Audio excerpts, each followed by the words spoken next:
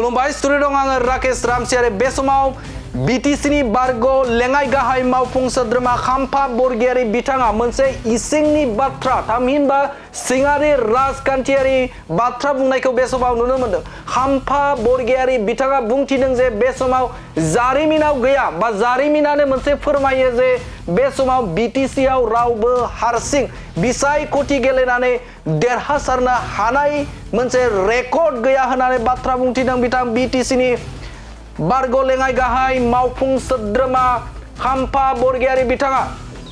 इतिहासखौ बिटिसिनि जारिमिनखौ बयबो मिथिगौ। बिटिसिआव सोरबा राजनितिक दोलोआ जुदि हारसिं गेलेदों माब्लाबाबो देरहाबोफेराखै।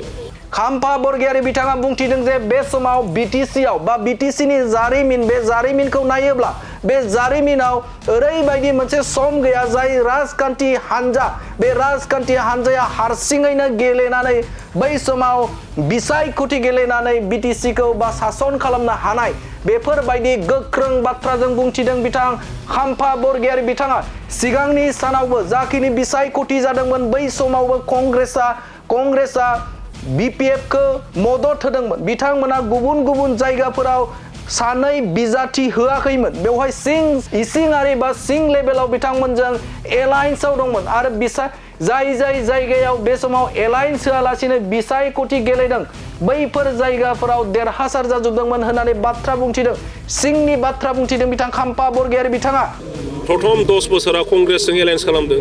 कंग्रेसआ सासे सानैल' केन्डिडेट होदों, बाखियाव गासिबो बिपिएफनो समर्थन खालामजोबदों।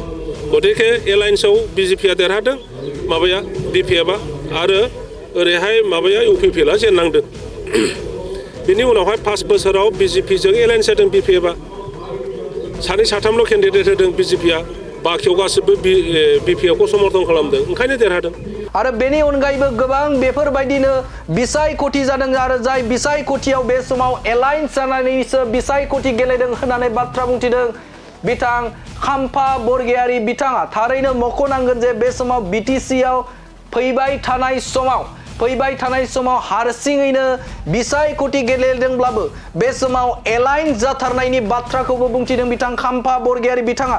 बे समाव हारसिंनो बबेबा राजखान्थि हान्जाया बे समाव देरहानानै बा बे समाव बिसायख'थि गेलेनानै हारसिंनो सरकार दानो हानाय नङा, सोरनिबा मदद लाथारनांगोन होननानै बाथ्रा बुंथिदों बारग' लेङाइ गाहाय मावफुं सोद्रोमा खाम्फा बरगयारि बिथाङा रोखा बाथ्रा बुंथिदों बे समाव बिपिएफ राजखान्थि हान्जायाबो बे समाव हारसिङै गेलेगोन होननानै बाथ्रा बुंथिदों।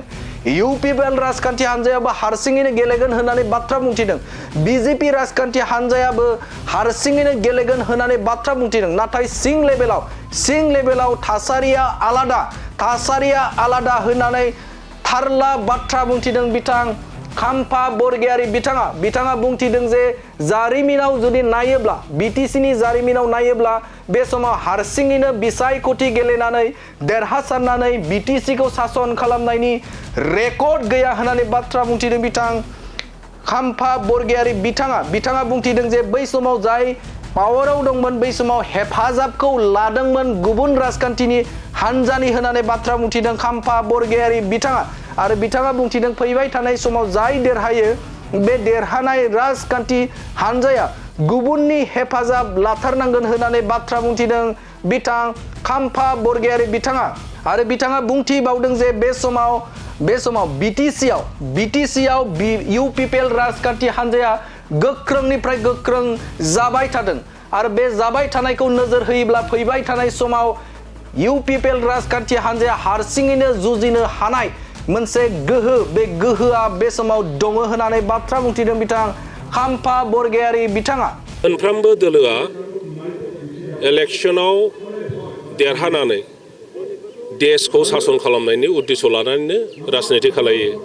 दा बिटिसिखौ सासन खालामनो थाखाय बिजेपिआबो सेस्था खालामदों, कंग्रेसआबो सेस्था खालामदों, इउपिपिएलआबो सेस्था खालामदों, बिपिएफआबो सेस्था खालामदों। दा बेनिखायनो मोनफ्रोमबो दला गावबा गावनि निजा मोनसे पलिसि मेनटेन खालामो।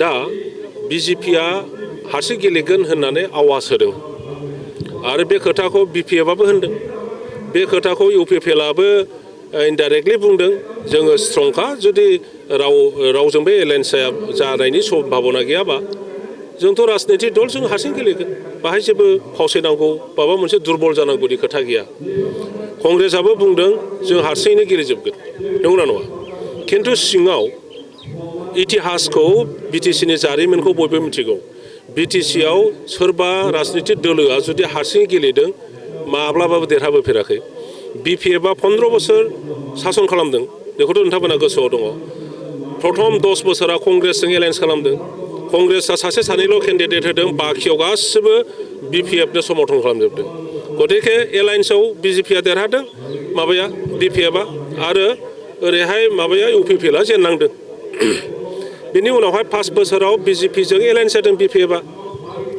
सानै साथामल' केन्डिडेट होदों बिजेपिआ बाखियाव गासिबो बिपिएफखौ समर्थन खालामदों ओंखायनो देरहादों थांनाय 2020 सनाव इउपिपिएल आरो बिजेपिआ बे बिटिआर सुक्ति जानायनि उनाव ज' जादों सिट शेयारिं बा सिट ओरै डिक्लेयार खालामलायाखैब्लाबो सहाय सहযোगिता खालामलायदों थाखायै फैसायै आरो बहुद समस्तियाव बिजेपिआ केन्डिडेट होआखै बा इउपिपिएलआ केन्डिडेट होआखै बिजेपि होनायाव सिङाव बिस्रा एलायन्स दंखोमायोमोन ओंखायनो देरहादों ओंखायनो दा सासन खालामदों ओंखायनो जाय दोलोआ सासन खालामनायनि उद्देश्यजों हसा हसियै एबार इलेक्सनाव माबानो गेलेनो नागिरदों बिस्रा सेकेन्ड लाइन अफ एक्सन दङ पलिसि दङ गतिके बेखौ समाव मिथिगोन